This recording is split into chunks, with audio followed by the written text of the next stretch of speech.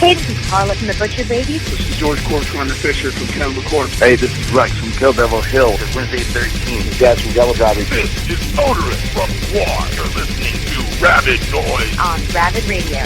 Turn it up. Good day to you. How are you? I'm good. How you going, Jaz? I'm lying in bed on my day off on the tour. That's awesome, man. I'm good. Has the tour been going well? Oh, yeah, it's been going.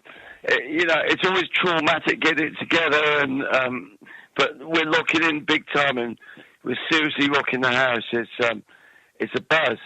It's a real buzz. It's flying now, yeah. And all the new tracks being really received well, physically. I could imagine, man. That new album's a real banger. Yeah, I mean, I can't ever remember in my past career where we come off stage and then we get back on the tour bus and we put the new album on. I can't remember that ever happening before. I love this record with a deep passion. Well, I love all my musical children, but I love this one more than any I can remember to date. And the funny thing is, there's the feeling that we haven't tapped into our all-time masterpiece yet. So we're going to start writing as early as spring next year for the new record. Wow, man, that's really quick. It sounds like you got heaps of inspiration. Yeah, we're on kind of a roll at the moment. I think it's taken us, almost 39 years to work out how we best write together and actually master this. So we're keen to apply what we learned on this session to the next one as soon as possible. Man, that's a good idea. Strike while the iron's hot, so they say. Exactly. And I just want to say to anyone who might see this interview that when I was in trouble at school and I was 14 and in deep shit, and actually, I have to confess, I was off my tree as well at the time. The best thought I ever had was, well, none of this is going to affect me and nothing can harm me because I'm going to start a band. And I have to say, this was the best fucking decision I ever had in my life. What a life it's been. I mean, what a great lifestyle decision. And I'd just like to say to many other bands out there, especially in Australia, I had this, I still do, I had this terrible auntie who, when I was 14, 15, she said, you can forget about being in a band. You don't stand a chance. There's so many groups out there.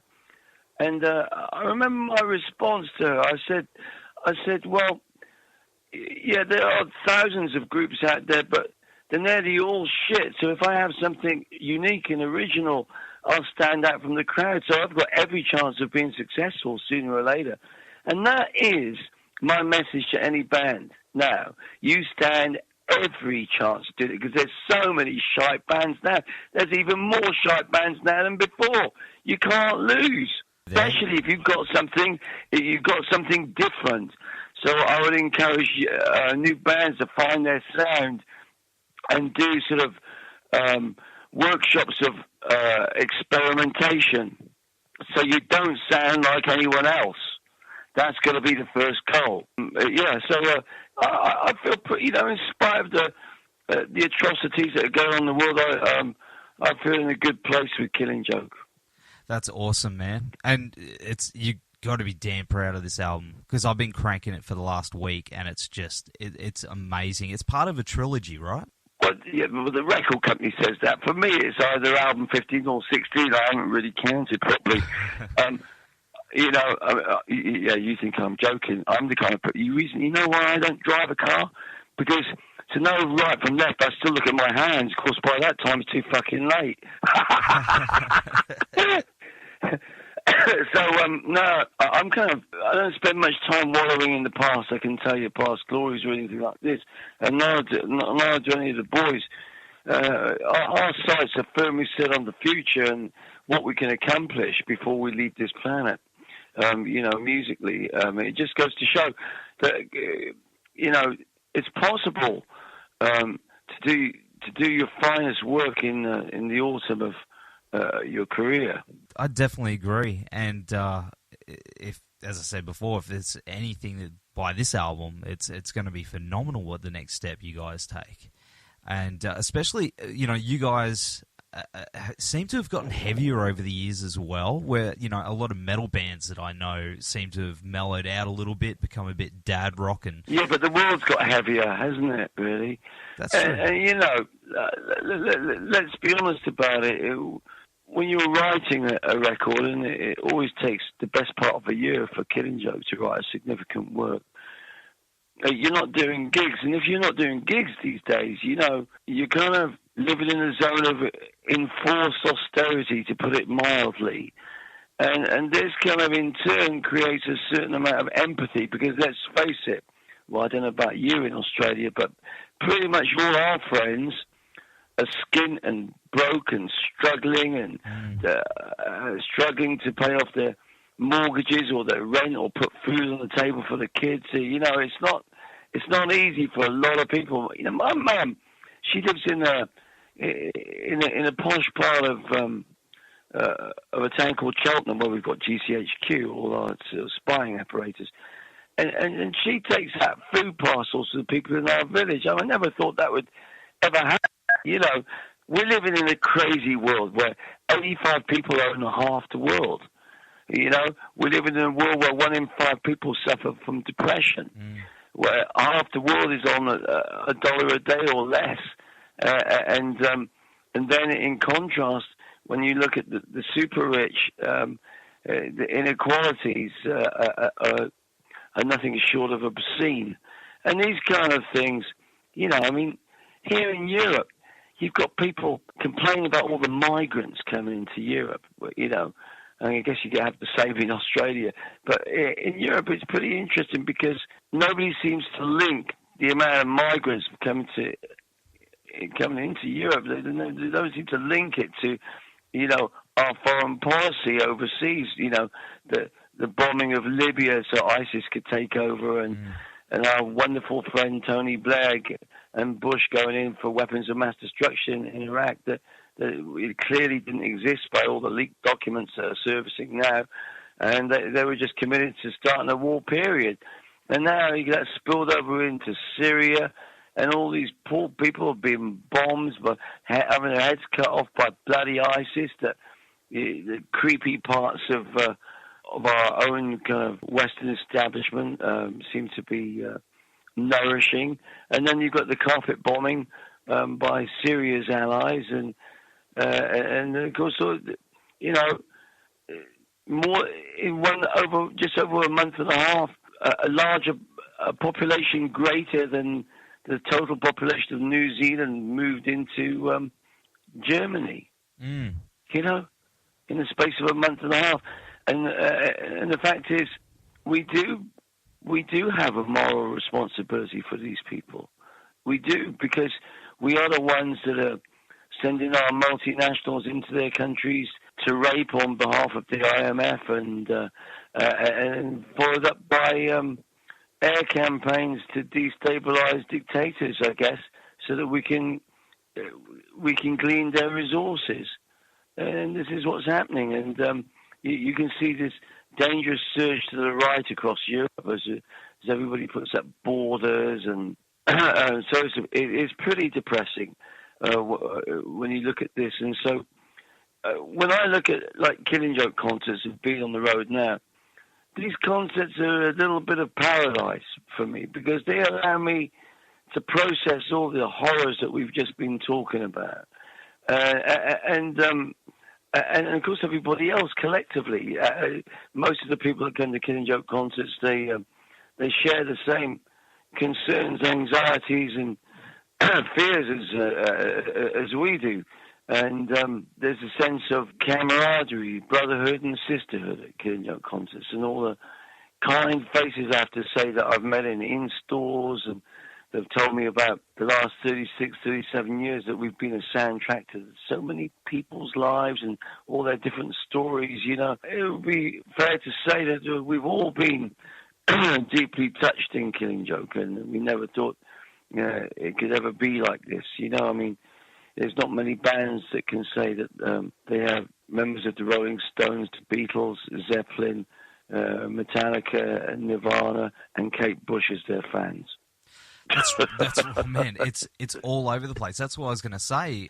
One of my questions was, Killing Joke has been incredibly influential to so many bands, but of so many genres as well. Metal, industrial, rock. You can always pick a band who's got a little bit of Killing Joke in there. What bands have you heard, obviously, of late that's had that obvious influence that you can pick? Well, there's so many, but it's a beautiful thing. I mean, again, I see them as our musical children. Quite literally now, and it's something we're very proud of. If I look at my diaries from 1979, one of my objectives, I laid out 5 objectives, and one of them was to create a renaissance. And I really believe that's what we've managed to do, and the work isn't over by a long shot. I mean, when I mean create a renaissance, I don't mean just inspiring bands.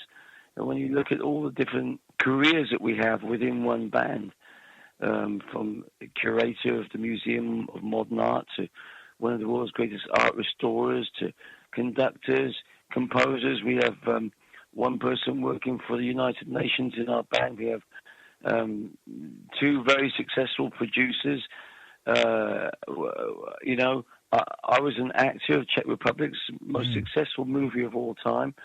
So we've all done so many different things, and 3 of us lecture at universities, and that's pretty incredible considering none of us have got high school exams of any kind.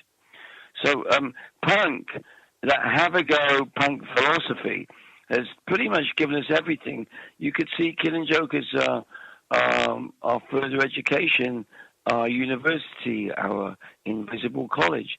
And you could say that our renaissance that we have in Killing Joke and that we've initiated, this is the simple duty that each and every one of us has to self-educate. I believe this. And bear in mind that those people that have children, it's their duty to help educate their children, because you cannot rely on the standards in state schools anymore. No. I mean, over here in the UK, in state schools, they don't even teach music anymore, or musical arts. The quality of education is for state schools, unless you're rich, has consciously been diminished. So they don't. So over there in the UK, they don't have really good musical programs like they used to. Is that what you mean? That's sad. And it's not just there too. I mean, last time I was in New Zealand, there's only 2 universities that you can study orchestration in. For example, I mean, bear in mind that democracy can only really work if it's linked to education and information feed on a big way, because if only 1% of the population can understand the complex issues of the day, democracy is never going to work, and it's going to create an elite, which is kind of what's happening now. Yeah. So I fear for the future in this way, and of course I don't think that any of my interviews or my music are going to change the destructive direction that we're going in. But I think it helps us all process the horrors of the 21st century. I often say that the Killing Joke is an effective surrogate for the war impulse, because it would have been quite easy that if we hadn't had Killing Joke, we could have easily become criminals or worse, because we had this kind of focus to vent our anger, our fury at being told when we were teenagers that we'd failed before we'd even started because we didn't have exams. Well, so any people out there that are leaving school or college without exams, and they must feel terrible, because we're told these days unless you go to university, you're lucky to get a job in a supermarket. Well, that's a load of bullshit. Killing Joke is also synonymous with counterculture, which means we don't want jobs in bloody offices. We're looking for a better quality of life. we're looking at doing exactly what we